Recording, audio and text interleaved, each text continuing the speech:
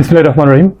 নিবন্ধিত এবং নিয়োগ বঞ্চিত শিক্ষকদের পক্ষ থেকে আসলে যে কথাটা আমাদের আজকে বলতেই হচ্ছে সেটা হলো, প্রধানমন্ত্রী নির্বাহী আদেশের অপেক্ষায় আমরা ছিলাম।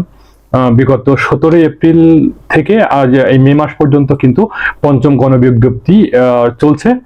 এই সময়ের মধ্যে কিন্তু আমরা প্রধানমন্ত্রী সেই কাঙ্ক্ষিত নির্বাহী যে আদেশ সেটা আমরা পেলাম না। তার মানে আমরা বুঝতে পারছি যে আমাদের যারা নিয়োগ বঞ্চিত শিক্ষক এনটিআরসি থেকে অ্যাপয়েন্টেড যে শিক্ষকগুলো, সেই শিক্ষকগুলোর কে কোনোভাবেই আবেদন করতে দেওয়া হচ্ছে না পঞ্চম গণবিজ্ঞপ্তিতে।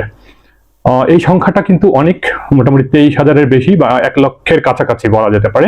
23,000-এর বেশি। আপনারা সবাই জানেন যারা নিয়োগ বঞ্চিত শিক্ষক তারা কিন্তু এনটিআরসি থেকে যখন শিক্ষক নিয়োগের যে সার্টিফিকেটটা পেয়েছিল তারপর থেকে তারা কিন্তু চিন্তাই করেছিল যে তারা শিক্ষক হবে এবং কোনো না কোনো জায়গায় তাদের একটা ডাল ভাতের ব্যবস্থা করা হবে। বাট তারা কিন্তু সেই প্রত্যাশায় বিভিন্ন প্রাইভেট অর্গানাইজেশন, ব্যবসা প্রতিষ্ঠান, বিভিন্ন সেক্টরে তারা কিন্তু ঢুকে তারপরে তাদের জীবিকা নির্বাহ করছে এবং জীবিকার তাগিদে তারা কিন্তু আজকে কেউই পথে নামতে পারছে না। আমি শুধু এটুকু বলবো মাননীয় প্রধানমন্ত্রীর কাছে, মাননীয় প্রধানমন্ত্রী আজকে বাংলাদেশে যত অর্জন হয়েছে, বাংলাদেশে যত বড় বড় অর্জন, যেমন কোটা বিরোধী যে অর্জন সেটা, বা প্লাস এই যে 35 বছর বয়সে যারা চাকরিতে ঢুকবে এই ধরনের একটা বিষয় আমরা শুনতে পাচ্ছি, প্লাস বড় বড় যে অর্জন, এক কথায় বাংলাদেশের শিক্ষকদের বিভিন্ন রকমের যে নিয়োগের যে ভালো ভালো যে অর্জন, সেই অর্জনগুলো আজকে আপনার নির্বাচনী ইশতেহারে যেগুলো ছিল না তারপরেও সেই অর্জনগুলো আপনি করিয়েছেন। আর একটা অর্জন শুধুমাত্র হয়নি, সেটা ঘরে ঘরে চাকরি।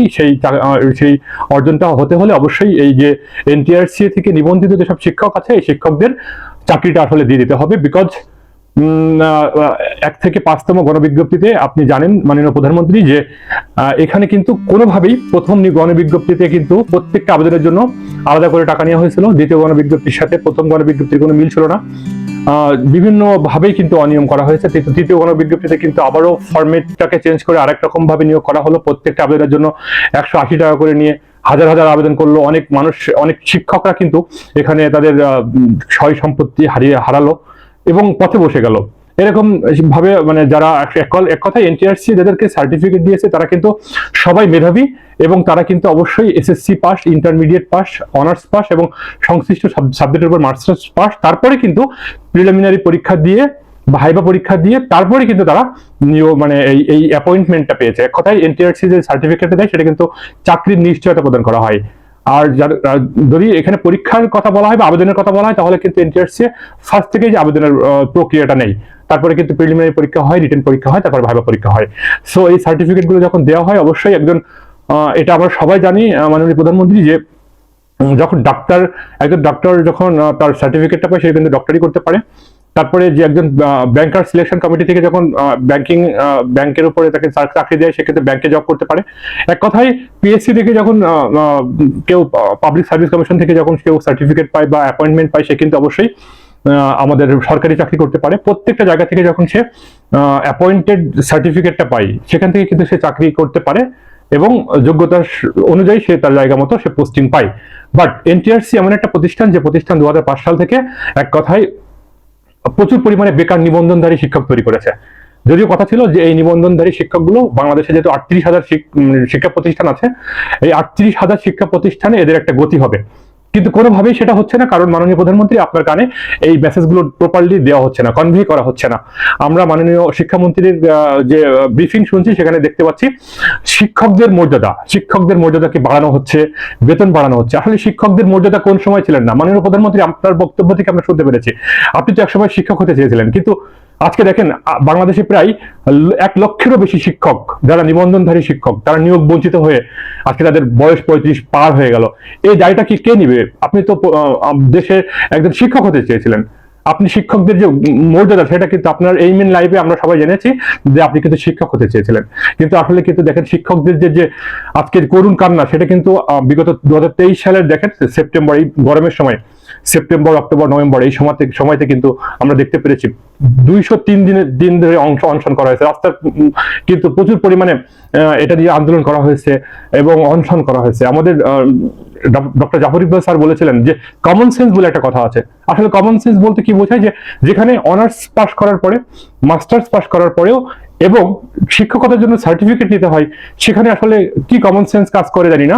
সেই সার্টিফিকেটটা নেওয়ার পরে যখন সে শিক্ষক হতে পারে না, বা একটা বিনা বেতনে বিভিন্ন জায়গায় মানে শিক্ষকতা করতে হয়, বা বেসরকারি প্রতিষ্ঠানে কাজ করতে হয়, এরকম ধরনের এনজিও প্রতিষ্ঠানে কাজ করতে হয়, তখন আসলে আমাদের দেশের মর্যাদাটা আসলে কোন জায়গায় গিয়ে পড়ে। যদি আমরা, আপনি হলো মানবতার নেত্রী, আপনি 13 লক্ষ 14 লক্ষ রোহিঙ্গাকে বাংলাদেশে আজকে সুন্দর মতো পুনর্বাসন করেছেন। আজকে আপনার দেশে আপনার এই যে অর্জিত বাংলাদেশ, আপনার বাংলা যত বড় বড় অর্জন আপনার সময় আমরা দেখতে পেরেছি, এই সময় কেন আজকে নিয়োগ বঞ্চিত হয়ে থাকবে শিক্ষকরা, যারা প্রকৃত মেধাবী, এক কথায় প্রকৃত মেধাবী 2005 সাল থেকে আজকে প্রথম থেকে আজকে 18টা পর্যন্ত 19তম প্রক্রিয়া চলছে, বাট 18তম পর্যন্ত যে শিক্ষক নিয়োগ প্রক্রিয়া তৈরি করা হলো, বা যে কালক্ষেপণ করে যারা প্রথম থেকে 15তম যারা নিয়োগ পায়, যাদের বয়সকে আজকে 35+ করে দেওয়া হলো, আজকে তারা পঞ্চম গণবিজ্ঞপ্তিতে অংশগ্রহণ করতে পারছে না, অথচ চতুর্থ গণবিজ্ঞপ্তিতেও কিন্তু 35+দেরকে অংশগ্রহণ করানো হয়েছিল।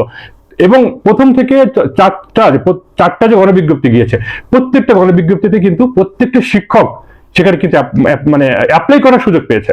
আর আজকে পঞ্চম গণবিজ্ঞপ্তিতে কেউ অ্যাপ্লাই করতে পারছে, কেউ পাচ্ছে না। আজকে অনেক নিবন্ধনধারী শিক্ষক তাদের সার্টিফিকেটকে পুড়িয়ে ফেলছে, অনেকেই আত্মহত্যার মতো পথ বেছে নিচ্ছে। আমি আসলে এই শিক্ষকদেরকে উদ্দেশ্যে কথাই বলবো যে অবশ্যই বিপদে আপনারা যাবেন না। আপনারা অবশ্যই মাননীয় প্রধানমন্ত্রীর উপর ভরসা রাখেন, কারণ মাননীয় প্রধানমন্ত্রী মানবতার নেত্রী, তিনিই পারবেন আমাদের এই নিয়োগ বঞ্চিত শিক্ষকদের একটা গতি করতে, এবং এমন একটা পর্যায়ে নিয়ে যেতে যে আমাদের দেশ কলঙ্ক মুক্ত করতে। কারণ এই শিক্ষকগুলো নিয়োগ পেলেই কিন্তু বাংলাদেশে হিউম্যান রিসোর্স ডেভেলপমেন্ট হবে, ভালো ভালো শিক্ষা প্রতিষ্ঠানে তারা চাকরি পাবে। এক কথায় বাংলাদেশে যে 38,000 শিক্ষা প্রতিষ্ঠান রয়েছে, এখানে কিন্তু এই নিয়োগ বঞ্চিত শিক্ষকদের জন্য স্পেশাল পদ ক্রিয়েট করেও কিন্তু এদেরকে নিয়োগ করা যায়, প্যানেল সিস্টেমেও কিন্তু এদেরকে নিয়োগ করা যায়। প্যানেল প্রত্যাশী যেসব শিক্ষক রয়েছে তাদের কিন্তু আজকে বুকের ভেতরে একটা আর্তনাদ তৈরি হয়েছে যে তারা নিয়োগ পাবে কি পাবে না, তারা আজকে অ্যাপ্লাই করতে পারছে না, তারা কি করবে। অনেকেই বেসরকারি জবের কারণে বিভিন্ন প্রাইভেট প্রতিষ্ঠান বা বিভিন্ন ব্যবসা প্রতিষ্ঠান পরিচালনা করার কারণে তারা কিন্তু সার্টিফিকেট নিয়ে বসে আছে, কিন্তু রাজপথে নামতে পারছে না। রাজপথে নেমে বা কি হবে, 203 দিনের মতো মানুষ এখানে শাহবাগের মতো জায়গায় অনশন করার পরও বাংলাদেশে কিন্তু কোনো পর্যায়ে কিন্তু টর্ন অফ নড়েনি। এনটিআরসির মতো প্রতিষ্ঠান, যে প্রতিষ্ঠানকে মাননীয় সুপ্রিম কোর্টের যে প্রতিষ্ঠান, মানে একেবারে মাননীয় সুপ্রিম কোর্টের যে নির্বাহী আদেশ, সেই নির্বাহী মানে যে আদেশ সেটা কিন্তু মানছে না, যে রায়, মাননীয় যে রায়, সেই রায়টা কিন্তু তারা মানছে না। তারা কিন্তু তাদের ইচ্ছা মতো তাদের নিয়োগ প্রক্রিয়ায় নিয়োগ মানে করে যাচ্ছে। এবং আমি মনে করি যে এগুলো একটা মানে খুবই নিয়োগ প্রক্রিয়াটা খুবই অস্বচ্ছ প্রক্রিয়ায় শুরু হয়েছে। এই ব্যাপারে মাননীয় প্রধানমন্ত্রী আপনার অবশ্যই আপনার হস্তক্ষেপ চাই। মাননীয় শিক্ষামন্ত্রী, আপনি অবশ্যই অবগত আছেন বিষয়টা নিয়ে, আপনি দেখবেন যে আসলে এই শিক্ষকগুলোকে নিয়োগ দেওয়া যায় কিনা। তা না হলে আসলে আমাদের জাতির যে শিক্ষকগুলো তৈরি করলো নিয়োগ বঞ্চিত বাট বেকার শিক্ষক তৈরি করলো, নিবন্ধনধারী শিক্ষক তৈরি করলো এনটিআরসি, তার দায় কিন্তু অবশ্যই এনটিআরসি এড়াতে পারবে না। কারণ যেখানে মেধা তালিকায় পিছনে থেকেও কিন্তু অনেকেই শিক্ষকতা করছে, সেসব কলেজগুলো আজকে জাতীয়করণ করা হয়ে গিয়েছে, তারা সরকারি চাকরি পাচ্ছে, মানে সরকারি বেতন পাচ্ছে। বাট যারা কিন্তু জাতীয় মেধা তালিকায় থাকলো তারা কিন্তু অনেকেই এই শিক্ষকতা পেশায় আসতে পারলো না।